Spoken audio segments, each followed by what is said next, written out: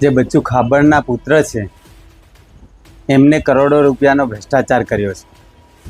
લગભગ 250 થી 300 કરોડ રૂપિયાનો ભ્રષ્ટાચાર કર્યો છે. આ એજન્સીઓ વિરુદ્ધ ફરિયાદ થઈ, પરંતુ 71 કરોડ નહીં, 250 થી 300 કરોડ રૂપિયાનો ભ્રષ્ટાચાર છે. દેવગઢ બારિયાની અંદર જ નહીં, પણ ધાનપુરની અંદર, ફતેપુરાની અંદર અને આખા જિલ્લાની અંદર, સમગ્ર જિલ્લાની અંદર તપાસ કરવામાં આવે તો હજારો કરોડનો ભ્રષ્ટાચાર આ લોકોએ કર્યો છે. બચ્ચુભાઈ ખાબડ છેલ્લા 15 વર્ષથી પંચાયત મંત્રી છે, એટલે હું કહેવા માંગુ છું કે હજારો કરોડનો ભ્રષ્ટાચાર કર્યો છે તો સરકાર સીટની રચના કરે અને સીટની રચના કરીને તપાસ થાય એવી અમે વિનંતી સરકારને કરીએ છીએ.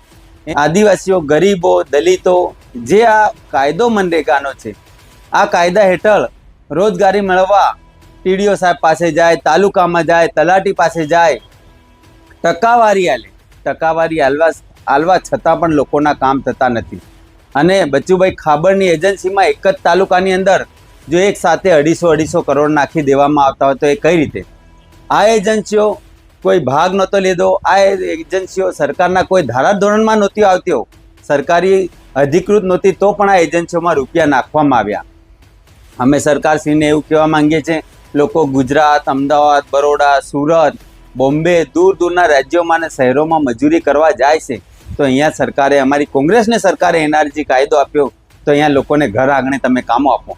અને જે ગરીબ લોકોના પૈસા, જે બચ્ચુ ખાબડ સાહેબના પુત્ર અને એમની મળતિયાઓ લોકો જે લાખો કરોડો, હજારો કરોડનો ભ્રષ્ટાચાર કર્યો, તો એ પૈસા પાછા આપવામાં આવશે કે ને કેમ? સરકાર વસૂલ છે કે કેમ? આ ગરીબોના પૈસા જે ચાવ કરી ગયા આ લોકો, તો એમને શરમ આવતી નથી.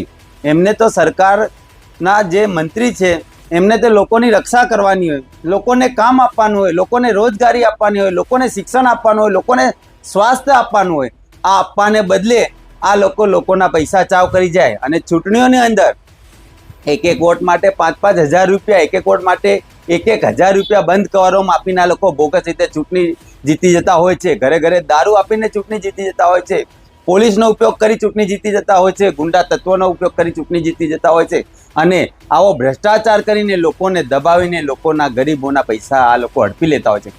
એટલે અમે બચ્ચુ ખાબડ સાહેબને અને સરકારને કહેવા માંગીએ છીએ, જો તમે સાચા હોય, જો સાચા તમે લોકોની સેવા કરવા માંગતા હોય અને આ ગરીબોના મોનોપોળીઓ તમે છીનવેલો એ પાછો આપવા માંગતા હોય, તો બચ્ચુ ખાબડનું રાજીનામું લેવું જોઈએ. અને બચ્ચુ ખાબડ રાજીનામું નહીં આપે તો એમને બરખાસ્ત કરવા જોઈએ, અમે એવી વિનંતી કરીએ છીએ.